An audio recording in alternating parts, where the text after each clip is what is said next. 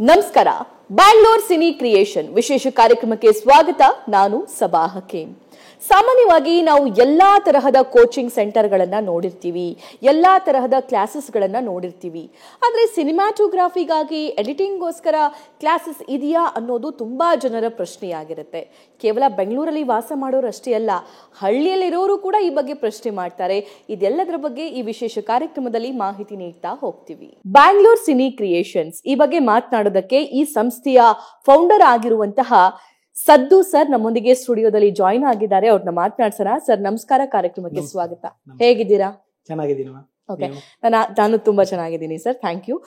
ನಾನು ಆರಂಭದಲ್ಲೇ ಹೇಳಿರೋ ತರ ನಮ್ಗೆ ಎಲ್ಲಾ ತರದ ಕ್ಲಾಸಸ್ಗಳು ಸಿಗ್ತವೆ. ಫ್ಯಾಷನ್ಗೋಸ್ಕರ ನಾವು ಯಾವುದೋ ಒಂದು ಕೋರ್ಸ್ ಮಾಡಬೇಕು, ಬ್ಯೂಟಿಷಿಯನ್ ಕೋರ್ಸ್ ಮಾಡಬೇಕು, ಹೇರ್ ಸ್ಟೈಲ್ ಕೋರ್ಸ್ ಮಾಡಬೇಕು ಅಂತಂದ್ರೆ ಅದಕ್ಕೊಂದು ಕ್ಲಾಸ್ ಇರುತ್ತೆ. ಅಥವಾ ನಾವು ಎಕ್ಸಾಮ್ಸ್ಗಳಿಗೆ ಪ್ರಿಪೇರ್ ಆಗಬೇಕು ಅಂತಂದ್ರೆ ಕೋಚಿಂಗ್ ಕ್ಲಾಸಸ್ಗಳು ಇರುತ್ತೆ. ಅಥವಾ ನಾವು ಸೆಕೆಂಡ್ PUC ಎಕ್ಸಾಮಿಗೆ ಪ್ರಿಪೇರ್ ಆಗಬೇಕು ಅಂದ್ರೂ ಕೂಡ ಅದಕ್ಕೆ ಕೋಚಿಂಗ್ ಕ್ಲಾಸ್ ಇರುತ್ತೆ. ಒಬ್ಬ ಒಳ್ಳೆ ಆಟಗಾರನಾಗಬೇಕು ಅಂತಂದ್ರೂ ಕೂಡ ಕೋಚರ್ಸ್ ಇರ್ತಾರೆ. ಆದ್ರೆ ಒಬ್ಬ ಒಳ್ಳೆ ಸಿನಿಮಾಟೋಗ್ರಫಿ ಮಾಡಬೇಕು, ಸಿನಿಮಾಟೋಗ್ರಾಫರ್ ಆಗಬೇಕು, ಒಬ್ಬ ಒಳ್ಳೆ ಎಡಿಟರ್ ಆಗಬೇಕು ಅಂತಂದ್ರೆ ಎಲ್ಲಿದೆಯಪ್ಪ ಒಳ್ಳೆ ಕೋಚಿಂಗ್, ಎಲ್ಲಿದೆಯಪ್ಪ ಒಳ್ಳೆ ಕ್ಲಾಸಸ್ ಅಂತ ಹುಡುಕ್ತಾರೆ. ಆ ಕ್ಲಾಸ್ನ ನೀವು ತೋರಿಸುವಂತಹ ಕೆಲಸ ಮಾಡ್ತಾ ಇದ್ದೀರಾ, ಆ ಕ್ಲಾಸ್ನ ಪರಿಚಯ ಮಾಡಿ ಕೊಡುವಂತ ಕೆಲಸ ಮಾಡ್ತಿದ್ದೀರಾ. ಮೊದಲಿಗೆ ಈ ಸಂಸ್ಥೆ ಹುಟ್ಟೋದಕ್ಕೆ ಏನ್ ಕಾರಣ ಆಯ್ತು? ಯಾಕೆ ಐಡಿಯಾ ಬಂತು? ಮ್ಯಾಮ್, ಈ ಸಂಸ್ಥೆ ಹುಟ್ಟಕ್ ಕಾರಣ ಅಂದ್ರೆ ನಾನು ಒಬ್ಬ ವೆಡ್ಡಿಂಗ್ ಸಿನಿಮಾಟೋಗ್ರಾಫರ್. ಓಕೆನಾ? ವೆಡ್ಡಿಂಗ್ ಸಿನಿಮಾಟೋಗ್ರಾಫರ್ 8 ವರ್ಷ ಎಕ್ಸ್ಪೀರಿಯನ್ಸ್ ಇದ್ದು. ಓಕೆನಾ? ಈ ಕ್ಲಾಸಸ್ ನಾನು ಸ್ಟಾರ್ಟ್ ಮಾಡ್ಬೇಕಂದ್ರೆ ವೆಡ್ಡಿಂಗ್ ಸಿನಿಮಾಟೋಗ್ರಾಫರ್ ಅಂದ್ರೆ ನಮ್ ಫೋಟೋಗ್ರಾಫರ್ಗೆ ಮತ್ತೆ ವೆಡ್ಡಿಂಗ್ ಮಾಡೋರ್ಗೋಸ್ಕರ ಕೋರ್ಸಸ್ ಯಾವ್ದು ಇರ್ಲಿಲ್ಲ. ಅಂದ್ರೆ ವೆಡ್ಡಿಂಗ್ ಸಿನಿಮಾಟೋಗ್ರಫಿ, ವಿಡಿಯೋ ಎಡಿಟಿಂಗು ಇದು ಯಾವ್ದು ಕನ್ನಡದಲ್ಲಿ ಇರ್ಲಿಲ್ಲ. ವಿಡಿಯೋ ಎಡಿಟಿಂಗ್ ಕ್ಲಾಸಸ್ಗಳು ಇದ್ದು, ಬಟ್ ಅಂದ್ರೆ ಇಂತಿಷ್ಟು ನಮ್ಮ ವೆಡ್ಡಿಂಗಿಗೆ ಸಂಬಂಧಪಟ್ಟಂತದ್ದು ಇರ್ಲಿಲ್ಲ. ಅದು ಬೇರೆ ಲ್ಯಾಂಗ್ವೇಜ್ ಇರೋದ್ರಿಂದ ನಾನು ನೋಡ್ತಾ ಇದ್ದೆ, ನನ್ನ ಫೋಟೋಗ್ರಾಫರ್ಸ್ ಎಲ್ಲ ಬೇರೆ ಲ್ಯಾಂಗ್ವೇಜ್ ಅಲ್ಲಿ ಹೋಗಿ ಕಲ್ಕೊಂಡ್ ಬರ್ತಾ ಇದ್ರು. ಅವ್ರು ಹೇಳೋದು ಇವ್ರಿಗೆ ಅರ್ಥ ಆಗ್ತಾ ಇರ್ಲಿಲ್ಲ, ಇವ್ರು ಏನೋ ಬೇರೆ ಅರ್ಥ ಮಾಡ್ಕೋತಾ ಇದ್ರು. ಇದಕ್ಕೋಸ್ಕರ ಕನ್ನಡದಲ್ಲೇ ತುಂಬಾ ಜನ ಹಳ್ಳಿಯಲ್ಲಿ ಇದ್ದಾರೆ, ಅವ್ರಿಗೆ ಕೋರ್ಸ್ಗಳಿಲ್ಲ. ಓಕೆನಾ? ಇಂಗ್ಲಿಷಲ್ಲಿ ಹೇಳ್ಕೊಡ್ತಾರೆ. ಹಿಂಗಾಗಿರೋದ್ರಿಂದ ನಾನು ಕನ್ನಡದಲ್ಲಿ ಫಸ್ಟ್ ಸ್ಟಾರ್ಟ್ ಮಾಡಿದ್ದು ನನ್ನ ಸರೌಂಡಿಂಗ್ ಇರೋ ಫೋಟೋಗ್ರಾಫರ್ಸ್ಗೆ ಹೇಳ್ಕೊಡ್ಬೇಕಂತ. ಆಕ್ಚುಲಿ ನಾನು ಇನ್ಸ್ಟಿಟ್ಯೂಟ್ ಮಾಡ್ಬೇಕಂತ ಇರ್ಲಿಲ್ಲ. ನನ್ನ ಸ್ಟೂಡೆಂಟ್, ನನ್ನ ಸರೌಂಡಿಂಗ್, ಯಾಕಂದ್ರೆ ತುಂಬಾ ಆರ್ಡರ್ಸ್ ಗಳು ಬರ್ತಾ ಇತ್ತು. ತುಂಬಾ ಪ್ರೀ ವೆಡ್ಡಿಂಗ್ ಮಾಡ್ತಾ ಇದ್ವಿ, ಆಮೇಲೆ ವೆಡ್ಡಿಂಗ್ ಮಾಡ್ತಾ ಇದ್ವಿ. ಈಗ ವೆಡ್ಡಿಂಗ್ ಸಿನಿಮಾಟೋಗ್ರಫಿ ಮಾಡ್ಬೇಕಂದ್ರೆ ಒಂದ್ ದಿನಕ್ಕೆ ಒಬ್ಬ ವ್ಯಕ್ತಿ ಒಂದೇ ವೆಡ್ಡಿಂಗ್ ಮಾಡಕ್ ಆಗೋದು. 5-6 ವೆಡ್ಡಿಂಗ್ ಇರ್ತವೆ. ಒಂದ್ ವೆಡ್ಡಿಂಗ್ ಮಾಡಕ್ ನನಗಾಗೋದು. ಇನ್ ಬೇರೆ ವೆಡ್ಡಿಂಗ್ ಯಾರನ್ನ ಕಳಿಸ್ಬೇಕು? ಯಾರು ಇಲ್ವಲ್ಲ. ಅಷ್ಟು ಚೆನ್ನಾಗಿ ಶೂಟ್ ಮಾಡೋರು ಯಾರು ಸಿಗೋದಿಲ್ವಲ್ಲ. ಹಂಗಾಗಿ ನಾನೇನ್ ಮಾಡಿದೆ, ನನ್ನ ಸರೌಂಡಿಂಗ್ ಅವ್ರಿಗೆ ಹೇಳ್ಕೊಡ್ಬೇಕಂತ ಸ್ಟಾರ್ಟ್ ಮಾಡಿದ್ದು ಈ ಇನ್ಸ್ಟಿಟ್ಯೂಟ್. ಜಸ್ಟ್ ಅವ್ರಿಗೆ ಹೇಳ್ಕೊಡಕ್ ಸ್ಟಾರ್ಟ್ ಮಾಡಿದ್ರಿಂದ ಇವಾಗ 2 ವರ್ಷ ಆಗಿದೆ. 1000+ ಸ್ಟೂಡೆಂಟ್ ನನ್ನ ಹತ್ರ ಕಲ್ತೋಗಿದ್ದಾರೆ. ನಮ್ಮ ಹತ್ರ ಕಲ್ತವ್ರೆಲ್ಲ ಅಬ್ರಾಡ್ ಅಲ್ಲಿ, ದುಬೈಲಿ ಹೋಗಿ ಪ್ರೀ ವೆಡ್ಡಿಂಗ್ ಶೂಟ್ ಮಾಡ್ಕೊಳ್ಕೊಂಡ್ ಬಂದಿದ್ದಾರೆ. ಸೊ 8 ವರ್ಷದ ಅನುಭವ ಅಂತ ಅಂದ್ರೆ, 2 ವರ್ಷದಿಂದ ಕ್ಲಾಸ್ ಸ್ಟಾರ್ಟ್ ಮಾಡಿದೀನಿ ಅಂತಂದ್ರೆ, ಸೊ ಸ್ಪೆಷಲಿ ಇಂಡಿಯಾದಲ್ಲಿ ಎಲ್ಲಾದ್ರೂ ಕ್ಲಾಸಸ್ ಬೇಕು ಅಂತಂದ್ರೆ ಒಂದು ದೊಡ್ಡ ಮೂವಿ ಆಗುವಾಗ ಅಸಿಸ್ಟೆಂಟ್ ಕ್ಯಾಮ್ರಾಮನ್ ಆಗಿ ಹೋಗಿ ಅಥವಾ ಲೈಟ್ ಬಾಯ್ ಆಗಿ ಹೋಗಿ ಆ ಕ್ಯಾಮ್ರಾ ವರ್ಕ್ ನ ನೋಡ್ಕೋಬೇಕಾಗಿತ್ತು. ಇಲ್ಲ ಬಾಂಬೆಗೆ ಹೋಗ್ಬೇಕಿತ್ತು, ಇಲ್ಲ ರಾಮೋಜಿ ಫಿಲ್ಮ್ ಸಿಟಿಗೆ ಹೋಗ್ಬೇಕಿತ್ತು. ಆದ್ರೆ ಪ್ರೊಫೆಷನಲ್ ಆಗಿ ನಾವು ಈ ಕೋರ್ಸ್ ಮಾಡ್ಬೇಕಪ್ಪ, ನಾವು ಈ ಕೋರ್ಸ್ ಮಾಡಿದ ತಕ್ಷಣ ಅಥವಾ ಕಲಿತ ತಕ್ಷಣ ಕ್ಯಾಮ್ರಾ ಹಿಡಿಬೇಕು ಅನ್ನೋದು ಪ್ರತಿಯೊಬ್ಬರ ಆಸೆ ಕೂಡ ಆಗಿತ್ತು. ಅದನ್ನ ನೆರವೇರಿಸೋ ಕೆಲಸ ನೀವು ಸಿನಿ ಕ್ರಿಯೇಷನ್ ಮೂಲಕ ಮಾಡ್ತಾ ಇದ್ದೀರಿ. ಸೊ ಹೇಗಿದೆ ನಿಮ್ಮ ಕ್ಲಾಸಸ್ಗಳು? ಎಷ್ಟರಿಂದ ಎಷ್ಟೊತ್ತವರೆಗೂ ಕ್ಲಾಸಸ್ ನಡೆಯುತ್ತೆ? ಟೈಮಿಂಗ್ಸ್ ಏನು? ಮೇಡಮ್, ನಮ್ಮ ಕ್ಲಾಸಸ್ ಬಂದು ಬೆಳಗ್ಗೆ 10 ಗಂಟೆಯಿಂದ 5 ಗಂಟೆವರೆಗೂ ಕ್ಲಾಸಸ್ ಇರುತ್ತೆ. ಬೆಳಗ್ಗೆ ಬಂದ ತಕ್ಷಣ 1 hour ಥಿಯರಿ ಕ್ಲಾಸಸ್ ತಗೋತೀವಿ. ಇನ್ನು 7 hour ಏನಿರುತ್ತೆ ಫುಲ್ ಪ್ರಾಕ್ಟಿಕಲ್ ಕ್ಲಾಸಸ್ ಇರುತ್ತೆ. ಅವ್ರ ಕೈಯಲ್ಲಿ ಕ್ಯಾಮ್ರಾ ಕೊಟ್ಟು, ಎಡಿಟಿಂಗ್ ಕ್ಲಾಸ್ ಆಗಿದ್ರೆ ಅವ್ರನ್ನ ಸಿಸ್ಟಮ್ ಮುಂದ್ ಕುಂಡ್ರಿಸಿ, ಆ ಸಿಸ್ಟಮ್ ಮುಂದ್ ಅವ್ರು ವರ್ಕ್ ಮಾಡ್ತಾ ಇದಾರೆ ಎಲ್ಲೋ, ಹೆಂಗ್ ಮಾಡ್ತಾ ಇದ್ದಾರೆ. ಮತ್ತೆ ಪ್ರತಿ ಶನಿವಾರ, ಈಗ ಹೊಸ ಬ್ಯಾಚ್ ದಿಂದ ಏನ್ ಮಾಡಿದೀವಿ ಅಂದ್ರೆ, ಪ್ರತಿ ಶನಿವಾರ ಈ ವಾರದಲ್ಲಿ ಹೇಳ್ಕೊಟ್ಟಿರುವಂತ ಸಿಲೆಬಸ್ ಮತ್ತೆ ಪ್ರಾಕ್ಟಿಕಲ್ ಕ್ಲಾಸ್ ಅನ್ನ ಆ ಶನಿವಾರ ಟೆಸ್ಟ್ ಇಡ್ತೀವಿ. ಓಕೆನಾ? ಆ ಟೆಸ್ಟ್ ಇಟ್ಟು ಆ ವ್ಯಕ್ತಿಗೆ ಅದು ಅರ್ಥ ಆಗಿದೆಯೋ ಇಲ್ಲೋ, ಅವ್ನ್ ಮಾಡಕ್ ಬರ್ತಾ ಇದೆಯೋ ಇಲ್ಲೋ, ಅವನಿಗೆ ಅರ್ಥ ಆಗಿಲ್ಲ ಅಂದ್ರೆ ಇನ್ನೊಂದ್ಸರಿ ಹೆಂಗ್ ಹೇಳ್ಕೊಡ್ತೀವಿ ಅವನಿಗೆ, ಇದೆಲ್ಲ ಮಾಡ್ತೀವಿ. ನಮ್ಮ ಇನ್ಸ್ಟಿಟ್ಯೂಟ್ ಅಲ್ಲಿ ಬಂದ್ರೆ ಸುಮ್ನೆ ನಾವು ಫೀಸ್ ತಗೊಂಡ್ವಿ, ಕ್ಲಾಸ್ ಹೇಳ್ಕೊಟ್ವಿ ಅಂತೆಲ್ಲ. ನಮ್ಮ ಹತ್ರ ಒಂದ್ಸರಿ ಕ್ಲಾಸ್ ತಗೊಂಡ್ರೆ ಲೈಫ್ ಟೈಮ್ ಅವನಿಗೆ ಸಪೋರ್ಟ್ ಆಗಿ ನಿಂತ್ಕೋತೀವಿ. ಓಕೆ. ಯಾವಾಗೋ ಫೋನ್ ಮಾಡಿ, ಮಧ್ಯರಾತ್ರಿನೂ ಫೋನ್ ಮಾಡಿದವ್ರು ಇದ್ದಾರೆ, ಸರ್ ಏನೋ ಕ್ಯಾಮ್ರಾದ ಏನೋ ಪ್ರಾಬ್ಲಮ್ ಇದೆ, ಏನೋ ಸೆಟ್ಟಿಂಗ್ಸ್ ಏನೋ ಆಗಿದೆ, ಅಂತ ಟೈಮಲ್ಲೂ ಕಾಲ್ ಅಟೆಂಡ್ ಮಾಡಿ ನಾನು ಮಾತಾಡೋದಿದೆ. ನನ್ನ ಫೋನ್ ಯಾವಾಗ್ಲೂ 24 ಆನಲ್ಲೇ ಇರುತ್ತೆ. ನಾನು ಎಷ್ಟೇ ಬಿಜಿ ಇದ್ರೂ ಫೋನ್ ಪಿಕ್ ಮಾಡಿ ಅವ್ರಿಗೆ ಆನ್ಸರ್ ಮಾಡ್ತೀನಿ, ಯಾಕಂದ್ರೆ ಅಲ್ಲಿ ಏನೋ ಸಮಸ್ಯೆ ಆಗಿರ್ತದೆ. ಈ ತರ ನಮ್ಮ ಸ್ಟೂಡೆಂಟ್ಗಳನ್ನ ತುಂಬಾ ಜನ ಕಲ್ತೋದವ್ರು ಎಲ್ಲರೂ ನಮ್ಮ ಇನ್ಸ್ಟಿಟ್ಯೂಟಿಗೆ ಬರ್ತಾರೆ, ಟಚ್ ಅಲ್ಲಿ ಇದ್ದಾರೆ. ಆಮೇಲೆ ಪ್ರತಿ ವರ್ಷ ನಾವು ನಮ್ಮ ಇನ್ಸ್ಟಿಟ್ಯೂಟ್ ಇಂದ ಅವಾರ್ಡ್ ಫಂಕ್ಷನ್ ಅಂತ ಮಾಡ್ತೀವಿ. ಅಂದ್ರೆ ನಮ್ಮಲ್ಲಿ ಕಲ್ತಿರುವಂತ ಸ್ಟೂಡೆಂಟ್ಗಳು ಯಾರು ಚೆನ್ನಾಗಿ ವರ್ಕ್ ಮಾಡ್ತಾ ಇದ್ದಾರೆ, ಯಾರು ಚೆನ್ನಾಗಿ ಆಗಿದ್ದಾರೆ, ಅವ್ರನ್ನ ಗುರುತಿಸಿ ಪ್ರತಿ ವರ್ಷ 8 ಜನರಿಗೆ BCC ಐಕಾನ್ ಅವಾರ್ಡ್ ಅಂತ ಕೊಡ್ತೀವಿ. ಅಂದ್ರೆ Bengaluru cine creation icon award ಅಂತ ಕೊಡ್ತೀವಿ. ಈ ಸರಿ 8 ಜನ ಆಯ್ಕೆ ಮಾಡ್ಕೊಂಡು ಎಲ್ಲಾ ಭಾಗದಿಂದ, ಮೈಸೂರು, ಬಿಜಾಪುರ, ಬೆಳಗಾವಿ, ಹುಬ್ಬಳ್ಳಿ, ಎಲ್ಲೆಲ್ಲಿಂದ ಬಂದಿರ್ತಾರೋ ಎಲ್ಲರನ್ನೂ ಗುರುತಿಸಿ ಅವರಿಗೆ ಅವಾರ್ಡ್ ಕೊಡೋ ಪ್ರೋಗ್ರಾಮ್ ನಾವು ಇಟ್ಕೊಂಡಿದೀವಿ. Very nice sir. ಆಕ್ಚುಲಿ ಈಗ ನಾವು ಯಾವುದೋ ಸಿನಿಮಾಟೋಗ್ರಫಿ ಕ್ಲಾಸಿಗೆ ಹೋಗ್ಬೇಕು ಅಂತಂದ್ರೆ ಒಂದು ಹಿಂದಿಲಿ ಇರುತ್ತೆ, ಇಲ್ಲ ಇಂಗ್ಲಿಷ್ ಅಲ್ಲಿ ಕ್ಲಾಸಸ್ ಹೇಳ್ಕೊಡ್ತಾರೆ. ಸೊ ನೀವು ರಾಮೋಜಿ ಅಂತ ಕಡೆ ಹೋಗೋದಾದ್ರೆ, ಅಲ್ಲಿ ಹೋಗ್ತೀನಿ ಅನ್ನೋದಾದ್ರೆ ನಿಮ್ಗೆ ತೆಲುಗಲ್ಲಿ ಹೇಳ್ಕೊಡ್ತಾರೆ, ಬಟ್ ಕನ್ನಡದಲ್ಲಿ ಇರ್ಲಿಲ್ಲ. ಮತ್ತೆ ಇನ್ನೊಂದು, ನಾವು ಯಾವುದೋ ಒಂದು ಕ್ಲಾಸ್ ತಗೊಳ್ತಿದೀವಿ ಅಂತಂದ್ರೆ ಅದಕ್ಕೆ ಆಗಿರೋ ಒಂದು ಚೌಕಟ್ಟಿರ್ಬೇಕು, ಅದಕ್ಕೆ ಆಗಿರೋ ಒಂದು ಸಿಲೆಬಸ್ ಇರ್ಬೇಕು. ಸೊ ಇದನ್ನ ಹೇಗ್ ಮಾಡ್ಕೊಳ್ತೀರಿ ಮೇಡಮ್? ಸಿಲೆಬಸ್ ಅಂದ್ರೆ ನಮ್ಗೆ ವೆಡ್ಡಿಂಗ್ ಫೀಲ್ಡ್ ಏನೇನ್ ಸಂಬಂಧಪಟ್ಟಿದ್ ಸಿಲೆಬಸ್ ಅನ್ನ ನಾವು ಲೈವ್ ಎಕ್ಸ್ಪೀರಿಯನ್ಸ್ ಮಾಡಿ, 8 ವರ್ಷ ಏನ್ ಎಕ್ಸ್ಪೀರಿಯನ್ಸ್ ಮಾಡಿದೀವಿ, ಅಲ್ಲಿ ಏನ್ ಕಷ್ಟಗಳು ಬರ್ತವೆ, ಏನು ನಾವು ಫೇಸಸ್ ಮಾಡ್ಬೇಕಾಗತ್ತೆ, ಲೈಟ್ ಹೆಂಗ್ ಫೇಸಸ್ ಮಾಡ್ಬೇಕಾಗತ್ತೆ, ಇದನ್ನೆಲ್ಲ ತಲೆಯಲ್ಲಿ ಇಟ್ಕೊಂಡು ಒಂದು ನಮ್ಮ BCC ಇಂದ ಒಂದು ಸಿಲೆಬಸ್ ರೆಡಿ ಮಾಡಿದೀವಿ. ಆ ಸಿಲೆಬಸ್ ನ ಹೇಳ್ಕೊಡ್ತೀವಿ. ಆ ಸಿಲೆಬಸ್ ಜೊತೆಗೆ ಕೆಲವೊಬ್ರು ಮೈಂಡ್ ಅಲ್ಲಿ ಏನಿರುತ್ತೋ ಗೊತ್ತಿರಲ್ಲ ನಮ್ಗೆ, ಅವ್ರು ಏನೋ ಕಲಿಬೇಕಂತ ಬಂದಿರ್ತಾರೆ. ನಮ್ ಸಿಲೆಬಸ್ ಬಿಟ್ಟು ಅವ್ರಿಗೆ ಏನಾದ್ರು ಬೇಕಂದ್ರೆ ಅದನ್ನು ಹೇಳ್ಕೊಡ್ತೀವಿ. ಇವಾಗ ಟ್ರೆಂಡಿಂಗ್ ಏನ್ ನಡೀತಾ ಇದೆ ಆ ಪ್ರತಿ ಒಂದು ಟ್ರೆಂಡಿಂಗ್ ಅನ್ನ ಹೇಳ್ಕೊಡ್ತೀವಿ. ಓಕೆ ಸರ್, ಒಬ್ಬ ಸಿನಿಮಾಟೋಗ್ರಾಫರ್ ಆಗ್ಬೇಕು, ಒಬ್ಬ ಒಳ್ಳೆ ಕ್ಯಾಮ್ರಾಮನ್ ಆಗ್ಬೇಕು, ಅಥವಾ ಒಬ್ಬ ಒಳ್ಳೆ ಎಡಿಟರ್ ಆಗ್ಬೇಕು ಅಂತಂದ್ರೆ ಆತನಿಗೆ ಮಾರ್ಗದರ್ಶನದ ಅವಶ್ಯಕತೆ ತುಂಬಾನೇ ಇರುತ್ತೆ. ಓಕೆ, ಮಾರ್ಗದರ್ಶನ ಇಲ್ಲದೆ ಸುಮ್ನೆ ಕೆಲವೊಬ್ರು ತುಂಬಾ ಜನ ಸ್ಟಾರ್ಟ್ ಮಾಡ್ಬಿಡ್ತಾರೆ, ಸುಮ್ನೆ ಕ್ಯಾಮ್ರಾ ಹಿಡ್ಕೊಳ್ತಾರೆ, ಫೋಟೋ ತೆಗಿತಾರೆ. ಸೊ ಇದು ಒಳ್ಳೆ ಫೋಟೋ ಬಂತು ಅನ್ನೋದು ಗೊತ್ತಿರುತ್ತೆ, ಬಟ್ ಆ ಕ್ಯಾಮ್ರಾದಲ್ಲಿ ಏನೆಲ್ಲ ಫೀಚರ್ಸ್ ಇದೆ ಅನ್ನೋದ್ರ ಬಗ್ಗೆ ಗೊತ್ತಿಲ್ಲ. ಅದನ್ನ ಒಬ್ಬ ಕ್ಯಾಮ್ರಾಮನ್ ತಿಳ್ಕೊಳ್ಳೋದು ಎಷ್ಟು ಇಂಪಾರ್ಟೆಂಟ್? ತುಂಬಾ ಇಂಪಾರ್ಟೆಂಟ್ ಮೇಡಮ್. ಕೆಲವೊಬ್ರು ಹೆಂಗಿದಾರಂದ್ರೆ, ಫೋಟೋಗ್ರಾಫರ್ ಅಲ್ಲಿ ನಾನು ನೋಡಿದ್ರ ಪ್ರಕಾರ ಒಂದು ಕ್ಯಾಮ್ರಾ ಕೊಟ್ರೆ ಫೋಟೋ ಹೊಡಿತಾರೆ, ಅದೇ ಬೇರೆ ಬ್ರ್ಯಾಂಡ್ ಕ್ಯಾಮ್ರಾ ಕೊಟ್ರೆ ಫೋಟೋ ಹೊಡಿಯಕ್ ಬರಲ್ಲ.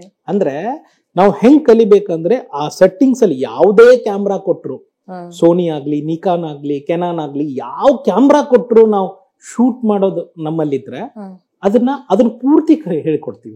ಇದು ಒಂದೇ ಬ್ರ್ಯಾಂಡ್ ಹೇಳ್ಕೊಡಲ್ಲ, ನಾವು ಎಲ್ಲಾ ಬ್ರ್ಯಾಂಡ್ದು ಹೇಳ್ಕೊಡ್ತೀವಿ, ಎಲ್ಲಾ ಬ್ರ್ಯಾಂಡ್ ಸೆಟ್ಟಿಂಗ್ಸ್ ಹೇಳ್ಕೊಡ್ತೀವಿ, ಅದು ಹೆಂಗ್ ಯೂಸ್ ಮಾಡ್ಬೇಕು ಅನ್ನೋದು ಹೇಳ್ಕೊಡ್ತೀವಿ.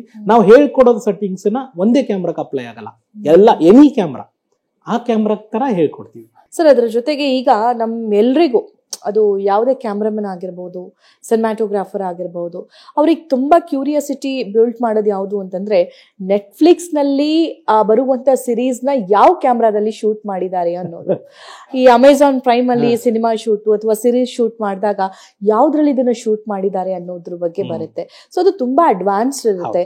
ಆ ಫೆಸಿಲಿಟೀಸ್ ನಿಮ್ಮ ಇದ್ರಲ್ಲಿ ಇದೆಯಾ? ಆ ಫೆಸಿಲಿಟೀಸ್ ಇಲ್ಲ, ಯಾಕಂದ್ರೆ ನಾವು ವೆಡ್ಡಿಂಗ್ ಪರ್ಪಸ್ ಅಂತ ತಗೊಂಡಾಗ ನಾವು ವೆಡ್ಡಿಂಗ್ ಪರ್ಪಸ್ ಏನ್ ಕ್ಯಾಮ್ರಾ, ಯಾಕಂದ್ರೆ ಬಜೆಟ್ ಇಂಪಾರ್ಟೆಂಟ್ ಆಗುತ್ತೆ. ಈಗ ನಾವು ಅವ್ರು ಕೊಡೋ ಬಜೆಟ್ 10,000 ಇದ್ರೆ ನಾವು ರೆಡ್ ಕ್ಯಾಮ್ರಾ ಎಲ್ಲ ಹಾಕಕ್ಕಾಗಲ್ಲ. ಓಕೆನಾ? ರೆಡ್ ಕ್ಯಾಮ್ರಾದೇ ಬೇರೆ ರೇಟ್ ಇರುತ್ತೆ. ತುಂಬಾ ಹೈ ವೆಡ್ಡಿಂಗ್ ಇದ್ದಾಗ ಹಾಕ್ತಿವಿ, ಅವ್ರು ಕೇಳಿದ ಬಜೆಟ್ಗೆ ಹಾಕೊಡ್ತೀವಿ. ಈಗ ನಮಗ್ ಬೇಕಾಗಿರೋದು ನಮ್ ವೆಡ್ಡಿಂಗ್ ಫೀಲ್ಡ್ ಅಲ್ಲಿ ಎಷ್ಟು ಬೇಕು ಅಷ್ಟೆಲ್ಲ ಹೇಳ್ಕೊಡ್ತೀವಿ. ಇನ್ ಫ್ಯೂಚರ್ ಅಲ್ಲಿ ನಮ್ದು ಆಸೆ ಇದೆ, ಅಂದ್ರೆ ಸಿನಿಮಾ ಪರ್ಪಸ್ ಸಿನಿಮಾಟೋಗ್ರಫಿ ಹೇಳ್ಕೊಡ್ಬೇಕು ಅನ್ನೋದೊಂದು ಆಸೆ ಇದೆ. ದೊಡ್ಡ ದೊಡ್ಡ ಕ್ಯಾಮ್ರಾದೆಲ್ಲ ಅದು ಇನ್ ಫ್ಯೂಚರ್ ಅಲ್ಲಿ ಬರುತ್ತೆ, ಯಾಕಂದ್ರೆ ಎಲ್ಲನೂ ಒಮ್ಮೆ ಹೇಳ್ಕೊಡಕ್ಕಾಗಲ್ಲ, ಹಂತ ಹಂತವಾಗ ಹೇಳ್ಕೊಟ್ಟಿದೀವಿ. ಈಗ ನೋಡಿ, ಫಸ್ಟ್ ನಮ್ಮಲ್ಲಿ ಓನ್ಲಿ 7 days ಕ್ಲಾಸಸ್ ಇತ್ತು, ಅದಾದ್ಮೇಲೆ 1 ತಿಂಗಳು ಕ್ಲಾಸಸ್ ಮಾಡಿದ್ವಿ. ಓಕೆನಾ? ಅದಾದ್ಮೇಲೆ ಇವಾಗ 3 month ಕ್ಲಾಸಸ್ ಇದೆ. ಇನ್ ಫ್ಯೂಚರ್ ಅಲ್ಲಿ 6 month ಕ್ಲಾಸಸ್ ಆದ್ರೂ ಬರ್ಬೋದು. ಓಕೆನಾ? ಆ ಪ್ಲಾನ್ ಅಲ್ಲಿ ಇದೀವಿ, ಯಾಕಂದ್ರೆ ನಾವು ಪ್ರತಿ ಒಂದೊಂದು ಸ್ಟೆಪ್ ಇಟ್ಕೋತಾ ಹೋಗ್ತಾ ಇದೀವಿ. ನಾವು ಒಮ್ಮೆ ನಾವು ದೊಡ್ಡದು ಹೇಳ್ಕೊಡ್ತೀವಿ ಬನ್ನಿ ಅಂತ, ಯಾಕಂದ್ರೆ ಸಣ್ಣದಿಂದನೇ ಸ್ಟಾರ್ಟ್ ಮಾಡಬೇಕು.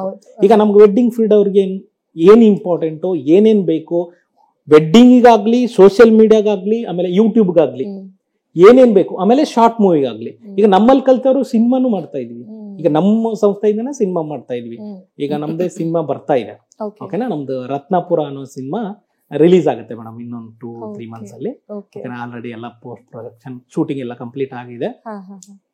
ಆ ಸಿನಿಮಾದಲ್ಲೂ ನಾವು ನೆಕ್ಸ್ಟ್ ಫ್ಯೂಚರ್ ಅಲ್ಲಿ ಸಿನಿಮಾಗೋಸ್ಕರನೇ ಅಂತ ಹೇಳಿ ಟ್ರೈನಿಂಗ್ ಸ್ಟಾರ್ಟ್ ಮಾಡ್ಬೇಕಂತಿದೆ. ಅಂದ್ರೆ 6 ಮಂತ್ ಕೋರ್ಸ್ ತಗೊಂಡ್ ಬರ್ತಾ ಇದ್ದೀವಿ, cinema only cinema purpose. Okay, so ಅಂದ್ರೆ 2 ವರ್ಷ ಆಗಿದೆ. 2 ವರ್ಷದಲ್ಲಿ ಬೇಸಿಕ್ ಇಂದ ಹಿಡಿದು ಒಂದು ಒಳ್ಳೆ ಫಂಕ್ಷನ್ ಇಂದ ಹಿಡಿದು ಅಥವಾ ದೊಡ್ಡ ದೊಡ್ಡ ಸೆಲೆಬ್ರಿಟಿ ಶೋಗಳಿಂದ ಹಿಡಿದು, ಸೊ ಇದಕ್ ಬೇಕಾಗಿರೋ ಎಲ್ಲಾ ವ್ಯವಸ್ಥೆ ಇದೆ. ಇನ್ನಷ್ಟು ಅಡ್ವಾನ್ಸ್ ಆಗಿರುವಂತ ಕ್ಯಾಮ್ರಾ ಟೆಕ್ನಾಲಜಿ ಬಗ್ಗೆ ಕಮಿಂಗ್ ಡೇಸ್ ಅಲ್ಲಿ ಹೇಳ್ಕೊಡ್ತೀವಿ. 6 ಮಂತ್ ಕೋರ್ಸ್ ತಗೊಂಡ್ ಬರ್ತಾ ಇದೀವಿ ಮ್ಯಾಮ್. ಯಾಕಂದ್ರೆ ಎಲ್ಲ ಹೇಳ್ಕೊಡಕ್ ಆಗಲ್ಲ, ಎಲ್ಲಾದ್ರೂ ಟೈಮ್ ಪೀರಿಯಡ್ ಬೇಕಾಗತ್ತೆ. ಅದಕ್ಕೋಸ್ಕರ ವೆಡ್ಡಿಂಗ್ ಪರ್ಪಸ್ ಏನಿದೆ ಅದನ್ನೆಲ್ಲ ಹೇಳ್ಕೊಡ್ತೀವಿ. ಆಮೇಲೆ ನಮ್ಮ ವೆಡ್ಡಿಂಗ್ ಅಲ್ಲಿ ಹೆಂಗಿದೆ ಅಂದ್ರೆ, ವೆಡ್ಡಿಂಗ್ ಅಲ್ಲಿ ತುಂಬಾ ಡಿಮ್ಯಾಂಡ್ ಇದೆ ಮ್ಯಾಮ್.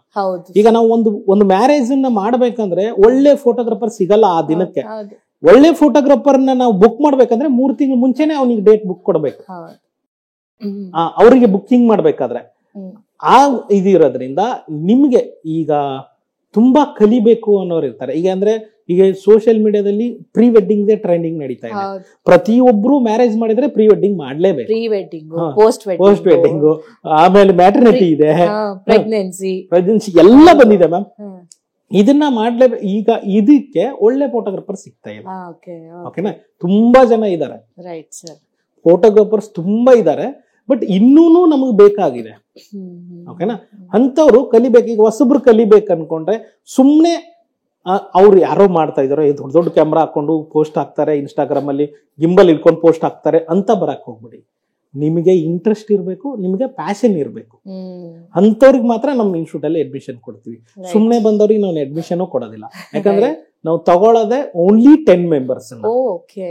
ಒಂದು ಬ್ಯಾಚ್ ಅಲ್ಲಿ ಓನ್ಲಿ 10 ಮೆಂಬರ್ಸ್ ತಗೊಳ್ಳಿ. ಮುಂಚೆ ತಗೋತಿದ್ವಿ ಮೇಡಮ್ 30 ತಗೋತಿದ್ವಿ. ಯಾಕಂದ್ರೆ ನಮ್ಗೆ ಜಾಸ್ತಿ ತಗೊಂಡಷ್ಟು ಒಬ್ಬೊಬ್ಬರಿಗೂ ನಮ್ಗೆ ಡೆಡಿಕೇಶನ್ ಕೊಡಕ್ ಆಗ್ತಾ ಇಲ್ಲ, ಅವ್ರಿಗೆ ಹೇಳ್ಕೊಡಕ್ ಆಗ್ತಾ ಇಲ್ಲ. ಅದಕ್ಕೋಸ್ಕರ 10 ಮೆಂಬರ್ಸ್ ತಗೊಂಡು ಅವ್ರಿಗೆ ಕಂಪ್ಲೀಟ್ ಬರೋವರೆಗೂ ಬಿಡೋದಿಲ್ಲ.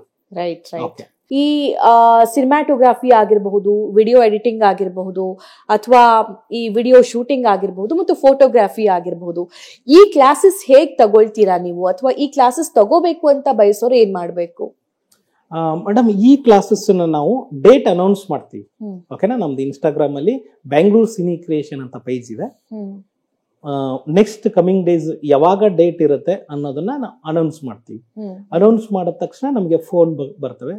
ಫೋನ್ ಬಂದು ಯಾರು ನಮಗೆ ಅಡ್ವಾನ್ಸ್ ಮಾಡಿ ಅಡ್ಮಿಷನ್ ಮಾಡ್ಕೋತಾರ ಫಸ್ಟ್ ಬಂದವ್ರಿಗೆ ಆದ್ಯತೆ. ಓನ್ಲಿ 10 ಮೆಂಬರ್ಸ್ ಅಂತ ತಗೋತೀವಿ. ಆ 10 ಬುಕಿಂಗ್ ಆದ ತಕ್ಷಣ ನೆಕ್ಸ್ಟ್ ಬ್ಯಾಚಿಗೆ ಡೇಟ್ ಅನೌನ್ಸ್ ಮಾಡ್ತೀವಿ.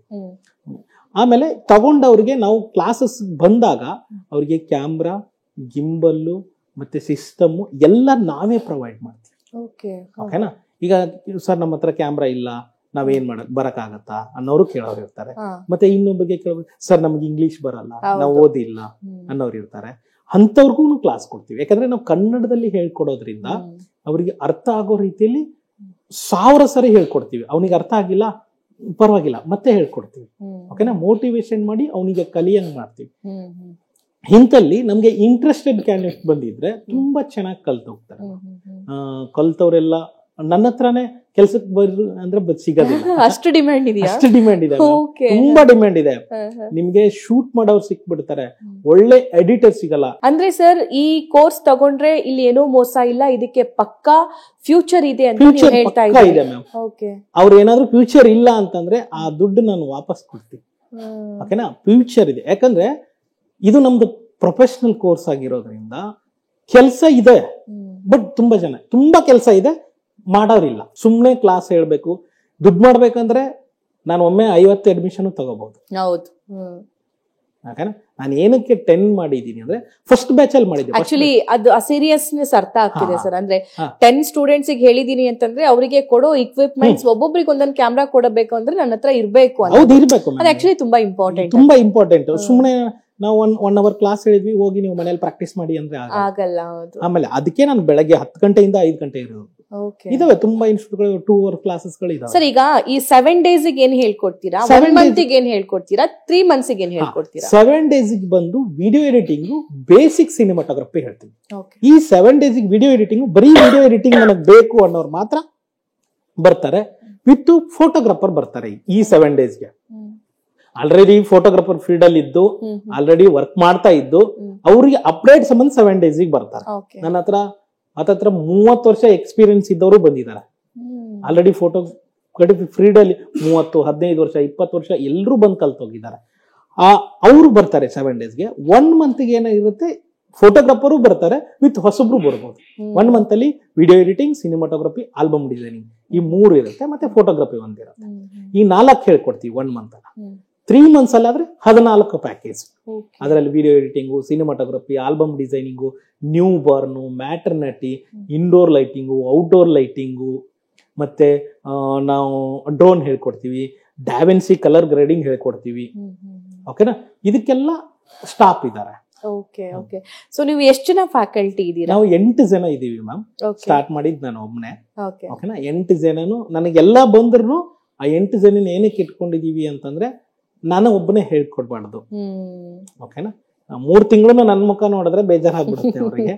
ಅದಕ್ಕೋಸ್ಕರ ಬೇರೆ ಬೇರೆದವ್ರನ್ನ, ಬೇರೆ ಬೇರೆ ಸ್ಪೆಷಲೈಸ್ ಇರೋರ್ನ ಹೇಳ್ಕೊಡಕ್ಕೆ. ಈಗ ಹೊರಗಡೆ ಏನೋ ಫ್ರೀಲಾನ್ಸಿಂಗ್ ಕ್ಯಾಮ್ರಾ ಮಾಡ್ತಿದ್ದಾರೆ ಅಥವಾ ಹೊರಗಡೆ ಯಾವ್ದೋ ಒಂದ್ ದಿನಕ್ಕೆ ಶೂಟಿಂಗ್ ಹೋದ್ರು ಅಂತಂದ್ರೆ ಮಿನಿಮಮ್ 10,000 ಇಲ್ದಂಗ್ ಅವ್ರು ಹೋಗಲ್ಲ ಸರ್. ಓಕೆ, ಮ್ಯಾಕ್ಸಿಮಮ್ ಅಂತೂ ಅದಕ್ಕೆ ಬೌಂಡ್ರಿನೇ ಇಲ್ಲ. ದುಡ್ಡಿದ್ದವರು ಲಕ್ಷ ಕೊಟ್ಟುನು ಕರ್ಸ್ಕೊಳ್ತಾರೆ, ದುಡ್ಡು ಇಲ್ದೇ ಇರೋರು 10,000 15,000 ಕೊಟ್ಟುನು ಕರ್ಸ್ಕೊಳ್ತಾರೆ. ಸೊ ಒಂದಿನಕ್ಕೆ ಇವ್ರು ಶೂಟ್ ಹೋದ್ರು ಇವ್ರಿಗೆ ಮೋಸ ಇಲ್ಲ ಅನ್ನೋ ತರ ಇದೆ. ಯಾವ್ದೋ ಒಂದ್ ಸಂಸ್ಥೆಯಲ್ಲಿ ಇವ್ರು ಕೆಲಸ ಮಾಡಿದ್ರೆ ಇವ್ರಿಗೆ ಹಬ್ಬ ಅಂತಂದ್ರೆ 30,000 35,000 ಸಂಬಳ ಸಿಗುತ್ತೆ. ಆದ್ರೆ ಒಂದೇ ದಿನ ಶೂಟಿಂಗ್ ಹೋದ್ರೆ 15,000 ಇವರಿಗೆ ಬಂದ್ಬಿಡುತ್ತೆ. ಅದಕ್ಕೋಸ್ಕರ ನನ್ನ ಹತ್ರ ಕಲ್ತವ್ರು ನಮ್ ಕಡೆ ವರ್ಕಿಂಗ್ ಬರಲ್ಲ, ಎಲ್ಲ ಓನ್ ಮಾಡ್ಕೊಂಡ್ಬಿಡ್ತಾರೆ. ಈಗ ನಾನ್ ಅವ್ರಿಗೆ ಸ್ಟಾರ್ಟಿಂಗ್ 20,000 ಕೊಡ್ತೀನಿ ಬನ್ನಿ, ಮತ್ತೆ ಎಕ್ಸ್ಪೀರಿಯನ್ಸ್ ಆದ್ಮೇಲೆ ಕೊಡ್ತೀನಿ ಅಂತ ಹೇಳಿದ್ರು ಅವ್ರೇನ್ ಮಾಡ್ತಾರೆ, ಸಾರ್ ಹೋಗಿ ಸರ್ ನಾವು 1 ದಿನದಲ್ಲಿ ತೆಗಿತೀವಿ, ನೀವು 30 ದಿನ ಯಾಕೆ ಬರ್ಬೇಕು ಅಂತಾರೆ. Okay okay okay. ಮನುಷ್ಯನ ಹುಟ್ಟಿನಿಂದ ಹಿಡಿದು ಮನುಷ್ಯನ ಸಾವಿನವರೆಗೂ ಕೂಡ ಈ ಫೋಟೋಗ್ರಫಿ ಅನ್ನೋದು ತುಂಬಾನೇ ಇಂಪಾರ್ಟೆಂಟ್ ಆಗುತ್ತೆ. ಅದ್ರಲ್ಲೂ ಇತ್ತೀಚೆಗೆ ಆಂಡ್ರಾಯ್ಡ್ ಫೋನ್ ಬಂದ್ಮೇಲಂತೂ, DSLR ಮೊಬೈಲ್ ಬಂದ್ಮೇಲಂತೂ ಅದು ಇನ್ನೂ ಆ ಜಮಾನನೇ ಸ್ಟಾರ್ಟ್ ಆಗ್ಬಿಟ್ಟಿದೆ. Full trending. ಹೌದು, ಅದ್ರ ಬಗ್ಗೆ ನೀವು ಹೇಳ್ತಿದ್ರಿ. ಸೊ ಆದ್ರೆ ಇದನ್ನ ಸಿನಿಮಾಟೋಗ್ರಫಿ ಕ್ಲಾಸ್ ಹೇಳ್ಕೊಡ್ತಾರೆ ಅಂದ ತಕ್ಷಣ ನಮ್ಮ ಕ್ವಾಲಿಫಿಕೇಶನ್ ಏನಿರ್ಬೇಕು ಅನ್ನೋದು ಜನರ ಪ್ರಶ್ನೆ ಇರುತ್ತೆ. ಅದಕ್ಕೆ ಏನಂತೀರಿ? ಅದನ್ನೇ ಹೇಳಿದ್ನಲ್ಲ ಮ್ಯಾಮ್, ನಿಮಗೆ ಏನು ಕ್ವಾಲಿಫಿಕೇಶನ್ ಇಲ್ಲ ಅಂದ್ರೂ ಪರವಾಗಿಲ್ಲ, ಸ್ವಲ್ಪ ಬೇಸಿಕ್ ಕಂಪ್ಯೂಟರ್ ಬಂದ್ರೆ ಸಾಕು.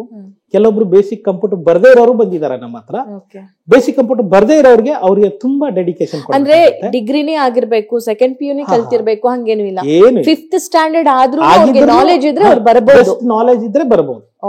ಓಕೆನಾ, ಅವ್ರಿಗೆ ನನಗೆ ಇಂಗ್ಲಿಷೇ ಬರ್ಬೇಕು ಸರ್, ನಮ್ಗೆ ಇಂಗ್ಲಿಷ್ ಬರಲ್ಲ, ಏನು ಇಲ್ಲ. ಟೆಕ್ನಿಕಲ್ ವರ್ಡ್ ಮೇಡಮ್, ಇದ್ರಲ್ಲಿ ನಾವ್ ಹೆಂಗ್ ತೆಗಿಬೇಕು ಅನ್ನೋದು, ಭಾಷೆ ಇಂಪಾರ್ಟೆಂಟ್ ಆಗಲ್ಲ. ಈಗ ನೋಡಿ, ನನ್ನ ಕ್ಲಾಸಿಗೆ ಭಾಷೆ ಇಂಪಾರ್ಟೆಂಟ್ ಆಗಲ್ಲ ಅನ್ನೋದಕ್ಕೆ ಉದಾಹರಣೆ ಹೇಳ್ತೀನಿ. ನನ್ನ ಕ್ಲಾಸಿಗೆ ಆಂಧ್ರದಿಂದ, ತಮಿಳುನಾಡದಿಂದ, ಮಧ್ಯಪ್ರದೇಶದಿಂದ ಬಂದು ಕ್ಲಾಸ್ ಕಲ್ಕೊಂಡು ಹೋಗಿದ್ದಾರೆ ನೋಡಿ. ಅವರಿಗೆ ತೆಲುಗುವಲ್ಲಿ ಅವ್ರು ಮಾತಾಡ್ತಾರೆ, ನಾನು ಕನ್ನಡದಲ್ಲಿ ಹೇಳ್ಕೊಡ್ತೀನಿ, ಅರ್ಥ ಮಾಡ್ಕೊಂಡು ಮಿನಿಮಮ್ ಏನಿಲ್ಲ ಅಂದ್ರೂ 15ರಿಂದ 20 ಜನ ಕಲ್ತೋಗಿದ್ದಾರೆ. ಈಗ ಆಲ್ರೆಡಿ ಲೈವ್ ಈಗ ಒಬ್ರು ತಮಿಳ್ ಸ್ಟೂಡೆಂಟ್ ಇದಾರೆ, ಅವ್ರಿಗೆ ಕನ್ನಡ ಬರಲ್ಲ, ನನಗೆ ತೆಲುಗು ಅರ್ಥ ಆಗುತ್ತೆ, ಮಾತಾಡಕ್ ಬರಲ್ಲ. ಅವ್ರಿಗೆ ಕನ್ನಡ ಅರ್ಥ ಆಗುತ್ತೆ, ಮಾತಾಡಕ್ ಬರಲ್ಲ. ಯಾಕೆ ಹೇಳಿ ಅವ್ರು ಕಲಿತಾರೆ? ನಾನ್ ಹೇಳ 80% ನೀವು ಪ್ರಾಕ್ಟಿಕಲ್ ಹೇಳ್ಕೊಡ್ತೀರಲ್ಲ, ಅವ್ರು ಕಲ್ತಿದ್ದಾರೆ ತುಂಬಾ ಖುಷಿಯಾಗಿ. ಮತ್ತೆ ಒಬ್ರನ್ನೊಬ್ರನ್ನ ಕೇಳ್ಕೊಂಡ್ ಬಂದ್ ಫೋನ್ ಹೇಳ್ತಾರೆ. Right right sir. ಸರ್, ಈಗ ಕ್ಯಾಮ್ರಾದಲ್ಲಿ ತುಂಬಾ DSLR, ಸೋನಿ, ಕೆನನ್, ಸೊ ಪ್ಯಾನಸೋನಿಕ್, ಇದೆಲ್ಲ ವೆರೈಟೀಸ್ ಇದೆ. ಇದೆಲ್ಲದ್ರ ಬಗ್ಗೆ ನೀವು ಇನ್ಫಾರ್ಮೇಶನ್ ಕೊಡ್ತೀನಿ ಅಂತಂದ್ರಿ. ಬಟ್ ಕ್ಯಾಮ್ರಾನ ಶೂಟ್ ಮಾಡೋದಷ್ಟೇ ಅಲ್ಲ ಸರ್, ಕ್ಯಾಮ್ರಾ ಹೇಗ್ ಇಟ್ಕೋಬೇಕು, ಹೇಗ್ ಮೇಂಟೈನ್ ಮಾಡ್ಬೇಕು ಅನ್ನೋದು ತುಂಬಾ ಇಂಪಾರ್ಟೆಂಟ್. ಇದ್ರ ಬಗ್ಗೆ ಏನ್ ಹೇಳ್ತೀರಿ? ಕ್ಯಾಮ್ರಾ ಅಂದ್ರೆ ನಮ್ಗೆ ಈಗ ದೇವ್ರಿದ್ದಂಗ. ಹೌದು, ಅದನ್ನ ಸುಮ್ನೆ ಎಲ್ಲೆಲ್ಲೋ ಬಿಚ್ಚಿಡೋದು ಅದನ್ನೆಲ್ಲ ಮಾಡಂಗ, ಅದನ್ನ ನೀಟಾಗಿ ಇಟ್ಕೋಬೇಕು. ಯಾಕಂದ್ರೆ ಇರೋದೇ ಡಸ್ಟ್ ಪಾರ್ಟಿಕಲ್ ಹೋಗುವಂಗಿರಲ್ಲ. ಒಂದು ಕ್ಯಾಮ್ರಾನ ನಾವ್ ಹೆಂಗ್ ಯೂಸ್ ಮಾಡ್ಬೇಕಂದ್ರೆ, ಈಗ ನಾವು ಮ್ಯಾರೇಜ್ ಹೋಗಿರ್ತೀವಿ, ಒಂದೇ ಒಂದ್ ಕ್ಯಾಮ್ರಾ ತಗೊಂಡ್ ಹೋಗಿರ್ತೀವಿ, ಅದನ್ನ ತುಂಬಾ ಜಾಗೃತಿಯಿಂದ ಕೈಯಲ್ಲಿ ಹಿಡ್ಕೊಡ್ಬೇಕು, ಟ್ಯಾಗ್ ಹಾಕೋಬೇಕು.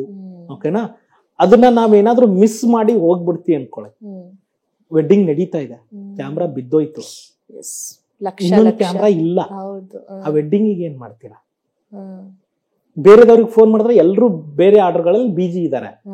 ಅದಕ್ಕೋಸ್ಕರ ನೀವು ನಿಮ್ಮ ಕ್ಯಾಮ್ರಾನ ತುಂಬಾ ಇಂಪಾರ್ಟೆಂಟ್ ಇಟ್ಕೊಂಡು ಅದನ್ನ ಸೇಫ್ಟಿಯಾಗಿ ನೋಡ್ಕೊಳ್ಳೋದು ನಮ್ ಜವಾಬ್ದಾರಿ. ಓಕೆ. ಸೊ ನಿಮ್ ಕೋವಿಡ್ ಟೈಮ್ ಅಲ್ಲಿ ನೀವು ಬೆಂಗಳೂರಲ್ಲಿ ಸ್ಟಾರ್ಟ್ ಮಾಡಿದ್ದಲ್ಲ, ನಿಮ್ ಊರಲ್ಲಿ ಸ್ಟಾರ್ಟ್ ಮಾಡಿದ್ರಿ. ಸೊ ಇದು ಕ್ವಿಕ್ ಆಗಿ ಹೇಳ್ಬೋದಾ? ಈಗ ನಾನು ಫಸ್ಟ್ ಸ್ಟಾರ್ಟ್ ಮಾಡಿದ್ದು, ಮುಂಚೆ ಬೇರೆದವ್ರ ಕೈಯಲ್ಲಿ ಕೆಲಸ ಮಾಡ್ತಾ ಇದ್ದೆ. ಕೆಲಸ ಮಾಡ್ಬೇಕಾದ್ರೆ ಕೋವಿಡ್ ಪಾಸಿಟಿವ್ ಆಗತ್ತೆ ನನಗೆ. ಕೋವಿಡ್ ಪಾಸಿಟಿವ್ ಆದ್ಮೇಲೆ ನಮ್ಮೂರ್ಗೆ ಹೋಗ್ತೀನಿ. ನಮ್ಮೂರ್ಗೆ ಹೋಗಿ ಹಾಸ್ಪಿಟ್ಲಲ್ಲಿ ಅಡ್ಮಿಟ್ ಆಗಿ ಮತ್ತೆ ಕ್ಯೂರ್ ಆಗಿ ಬಂದ್ಮೇಲೆ ಮನೇಲಿ ಭಯ ಬಿದ್ಬಿಟ್ರು, ಬೆಂಗಳೂರಿಗೆ ಹೋಗೋದು ಬೇಡ, ನೀನು ಕೆಲಸ ಇಲ್ಲ, ಬೇರೆದವ್ರ ಹತ್ರ ಕೆಲಸ ಮಾಡ್ತಾ ಇದ್ದೆ, ಒಂದು ಕ್ಯಾಮ್ರಾ ಇಲ್ಲ, ಏನೂ ಇಲ್ಲ ನನ್ನ ಹತ್ರ. ನಾಲೆಜ್ ಇತ್ತು, ಓಕೆನಾ, ತುಂಬಾ ನಾಲೆಜ್ ಇತ್ತು, ಪ್ರಾಕ್ಟಿಕಲ್ ನಾಲೆಜ್ ಇತ್ತು, ಥಿಯರಿ ನಾಲೆಜ್ ಇತ್ತು, ಎಲ್ಲ ಇದ್ದಾಗ ನಾನೇನ್ ಮಾಡಿದೆ, ಸುಮ್ಮನೆ ಒಂದು ಎಡಿಟಿಂಗ್ ಆಫೀಸ್ ಓಪನ್ ಮಾಡೋಣ ಅಂತ ಒಂದು ಬಿಜಾಪುರಲ್ಲಿ ಒಂದು ಎಡಿಟಿಂಗ್ ಆಫೀಸ್ ಮಾಡಿದೆ. ಒಂದು ಸಿಸ್ಟಮ್, ಒಂದು ಟೇಬಲ್ ತಗೊಂಡು ಒಂದು ಚೇರ್, ಇಷ್ಟೇ ನಾನು ಬಂಡವಾಳ ಹಾಕಿದ್ದೆ ಸ್ಟಾರ್ಟಿಂಗ್. ಮಾಡ್ದಾದ್ಮೇಲೆ ಎಲ್ಲಾ ಫೋಟೋಗ್ರಾಫರ್ಗೆ ನಾನು ಕಾಂಟ್ಯಾಕ್ಟ್ ಮಾಡಿದೆ. ನಾನು ಹಿಂಗೆ ಆಲ್ಬಮ್ ಡಿಸೈನಿಂಗ್ ಮಾಡ್ತೀನಿ, ವಿಡಿಯೋ ಎಡಿಟಿಂಗ್ ಮಾಡ್ತೀನಿ, ನನಗೆ ಕೊಡಿ, ನಾನು ಹಿಂಗೆ ಬೆಂಗಳೂರಿಂದ ವರ್ಕ್ ಮಾಡ್ಕೊಂಡ್ ಬಂದಿದ್ದೆ. ಒಂದಿಷ್ಟು ಜನ ಕೊಟ್ಟ ತಕ್ಷಣ ನಾನು ಅವ್ರಿಗೆ ವರ್ಕ್ ಮಾಡಕ್, ಯಾಕಂದ್ರೆ ತುಂಬಾ ಡೆಡಿಕೇಶನ್ ಹಾಕಿ ವರ್ಕ್ ಮಾಡಿಕೊಟ್ಟಾಗ ಅಜಗಜಾಂತರ ವ್ಯತ್ಯಾಸ ಕಾಣಕತ್ತ ಅವ್ರಿಗೆ. ತುಂಬಾ ಚೆನ್ನಾಗಿ ಮಾಡ್ತಾರೆ, ತುಂಬಾ ಆರ್ಡರ್ಗಳು ಬರಕ್ ಸ್ಟಾರ್ಟ್ ಆದವು. ಬರಕ್ ಆದ್ಮೇಲೆ ಸಿನಿಮಾಟೋಗ್ರಫಿ ಅಂತ ಬಂತು. ಸಿನಿಮಾಟೋಗ್ರಫಿ ಅಷ್ಟು ಇನ್ನೂ ಟ್ರೆಂಡು ಇರಲಿಲ್ಲ, ಪ್ರೀ ವೆಡ್ಡಿಂಗು ಅಷ್ಟು ಟ್ರೆಂಡು ಇರಲಿಲ್ಲ. ಅವಾಗ ನಾನು ಸಿನಿಮಾಟೋಗ್ರಫಿ ಅವ್ರ ಕ್ಯಾಮ್ರಾದಲ್ಲಿ ಶೂಟ್ ಮಾಡಿ ಕೊಟ್ಟ ತಕ್ಷಣ ಅವರು ಸ್ಟೋರಿ ಹಾಕಿದ ತಕ್ಷಣ ಆ ವಿಡಿಯೋ ನೋಡಿ 1000 ಜನ ಬರಕ್ ಸ್ಟಾರ್ಟ್ ಆಗ. ನನಗೆ ಫೋಟೋಗ್ರಾಫರೇ ಆರ್ಡರ್ ಕೊಡಕತ್ರು, ಸಬ್ ಆರ್ಡರ್ಗಳನ್ನೇ ಕೊಡಕತ್ರು. ಆರ್ಡರ್ ಮಾಡ್ತಾ ಮಾಡ್ತಾ ಮಾಡ್ತಾ ನಾನು ಏನ್ ಮಾಡಿದೆ, ನಾನೇ ಕ್ಯಾಮ್ರಾ ತಗೊಂಡಾದ್ಮೇಲೆ ಒಂದು 2 ವರ್ಷ ನಾನು ಫುಲ್ ಆರ್ಡರ್ ಅಲ್ಲಿ ಬಿಜಿ ಹಾಕೊಟ್ಟೆ. ಬಿಜಿ ಆದ್ಮೇಲೆ ಏನಾಯ್ತು, ಈ ಶೂಟ್, ಯಾಕಂದ್ರೆ ಒಂದೇ ಆರ್ಡರ್ ನಾನೊಬ್ಬನೇ ಎಷ್ಟಂತ, ಈಗ ನನಗೆ 100 ಜನ ಫೋಟೋಗ್ರಾಫರ್ ಫೋನ್ ಮಾಡ್ತಾ ಇದಾರೆ. ಒಬ್ರು ಆರ್ಡರ್ ಬುಕ್ ಮಾಡ್ಕೊಂಡಿದೀನಿ ಒಂದ್ ಡೇಟ್ಗೆ, ಇನ್ನೊಬ್ರು ಫೋನ್ ಮಾಡ್ತಾರೆ, ಅವ್ರನ್ನೂ ಬಿಡಕ್ಕಾಗಲ್ಲ, ಹೆಂಗ್ ಮಾಡೋದು ಅಂತ ಅಂದಾಗ ಹೇಳ್ಕೊಡೋಣ, ನಮ್ಮವ್ರಿಗೆ, ನಮ್ ಫೋಟೋಗ್ರಾಫರ್ಗೆ ಹೇಳ್ಕೊಡೋಣ ಅಂತ ಸ್ಟಾರ್ಟ್ ಮಾಡಿದೆ. ಆ ಸ್ಟಾರ್ಟ್ ಮಾಡಿದಾಗ ಫಸ್ಟ್ ಬ್ಯಾಚ್ಗೆ 4 ಜನ ಬಂದ್ರು. 4 ಜನನ ಹೇಳ್ಕೊಟ್ಟೆ. ಸೆಕೆಂಡ್ ಬ್ಯಾಚ್ಗೆ 7 ಜನ ಬಂದ್ರು. ಮೈಸೂರಿಂದ 2 ಕಪ್ಪಲ್ ಬಂದ್ರು, ಓಕೆನಾ, ಮೈಸೂರಿಂದ, ತುಮಕೂರಿಂದ ಟೋಟಲ್ 7 ಜನ ಬಂದ್ರು ಸೆಕೆಂಡ್ ಬ್ಯಾಚ್. ಸೆಕೆಂಡ್ ಬ್ಯಾಚ್ ಹೇಳ್ಕೊಟ್ಟೆ, ಅಂದ್ರೆ 7 days ಬ್ಯಾಚ್ಗಳು. ಮತ್ತೆ 3ನೇ ಬ್ಯಾಚ್ಗೆ ಒಂದೇ ಸ್ಟೂಡೆಂಟ್ ಬಂದ್ರು, ಒಬ್ರು ಸ್ಟೂಡೆಂಟ್ ಬಂದ್ರು. ಆ ಒಬ್ರು ಸ್ಟೂಡೆಂಟ್ಗೆ ನಾನು ಒಬ್ರೇ ಬಂದ್ರು ಅಂತ ಹೇಳ್ಕೊಡೋದ್ ಬಿಡ್ಲಿಲ್ಲ, ಯಾಕಂದ್ರೆ ನಾನು ಹೇಳ್ಕೊಡ್ಬೇಕಾಗಿತ್ತು. ಆ ಒಂದು ಸ್ಟೂಡೆಂಟ್ಗೆ ಹೇಳ್ಕೊಟ್ಟೆ 3ನೇ ಬ್ಯಾಚ್ಗೆ. ಆ ಒಂದು ಸ್ಟೂಡೆಂಟ್ಗೆ ಹೇಳ್ಕೊಟ್ಟಿದ್ದು ನಾನು ಇನ್ಸ್ಟಾದಲ್ಲಿ ಪೋಸ್ಟ್ ಮಾಡ್ದೆ, ವೈರಲ್ ಆಗಿ ನೆಕ್ಸ್ಟ್ ಬ್ಯಾಚ್ಗೆ 15 ಜನ ಅಡ್ಮಿಷನ್ ಆದ್ರು. 1ರಿಂದ ಒಮ್ಮೆ 15. 4ನೇ ಬ್ಯಾಚ್ಗೆ ಯಾವಾಗ 15 ಅಡ್ಮಿಷನ್ ಆಯ್ತು, ಅದಾದ್ಮೇಲೆ ನಾನು ಬೆಂಗಳೂರಲ್ಲಿ ಮಾಡ್ಬೇಕು ಅನ್ನೋ, ಯಾಕಂದ್ರೆ ಬರೋರೆಲ್ಲ ಬೆಂಗಳೂರು ಸೈಡ್ ಇಂದ ಬರಕ್ ಆದ್ರು. ನಮ್ಮ ಅಲ್ಲಿ ಲೋಕಲ್ ಬರೋದು ಕಡಿಮೆ ಆಗಿತ್ತು. ಹೆಂಗಿದ್ರು ನಾನು ಬೆಂಗಳೂರಲ್ಲೇ ಹೋಗಿರೋದ್ರಿಂದ, ಬೆಂಗಳೂರಲ್ಲೇ ಎಜುಕೇಶನ್ ಮುಗ್ದಿರೋದ್ರಿಂದ ಬೆಂಗಳೂರಲ್ಲಿ ಮಾಡೋಣ ಅಂತ ಬೆಂಗಳೂರಲ್ಲಿ ಅನೌನ್ಸ್ ಮಾಡಿದೆ. ಈ ಫೋಟೋಗ್ರಾಫರ್ ಲೈಫ್ ಬಗ್ಗೆ ನೀವು ಏನೋ ಹೇಳ್ಬೇಕು, ಇಂಪಾರ್ಟೆಂಟ್ ಮೆಸೇಜ್ ಕೊಡ್ಬೇಕು ಅಂತಿದ್ರೆ ಹೇಳ್ಬೋದು.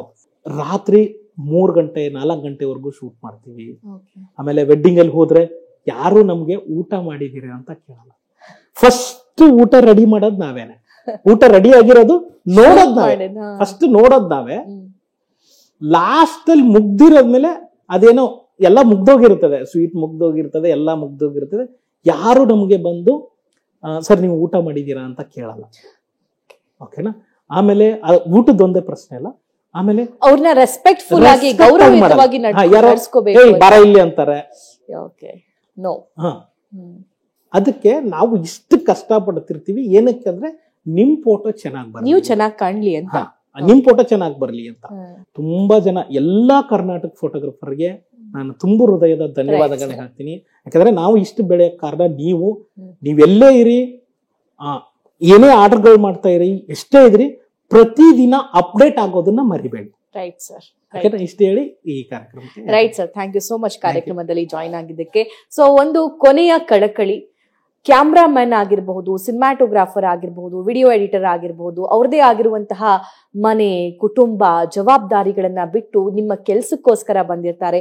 ದಯವಿಟ್ಟು ಅವ್ರನ್ನ ಗೌರವಯುತವಾಗಿ, ರೆಸ್ಪೆಕ್ಟ್ಫುಲ್ ಆಗಿ ನಡೆಸ್ಕೊಳ್ಳಿ ಅಂತ ಸರ್ ಹೇಳ್ತಿದ್ದಾರೆ. ಇದು ನಮ್ಮ ಕಾಳಜಿ, ಕಳಕಳಿ ಕೂಡ ಹೌದು. ಇದನ್ನ ಹೇಳ್ತಾ ವಿಶೇಷ ಕಾರ್ಯಕ್ರಮ ಮುಗಿಸ್ತಾ ಇದ್ದೀನಿ. ನೋಡ್ತೀರಿ ನ್ಯೂಸ್ ಫಸ್ಟ್, ನಿರ್ಭೀತಿಯಿಂದ ನಿಮ್ಮ ಪರವಾಗಿ. ನ್ಯೂಸ್ ಫಸ್ಟ್, ನಿರ್ಭೀತಿಯಿಂದ ನಿಮ್ಮ ಪರವಾಗಿ.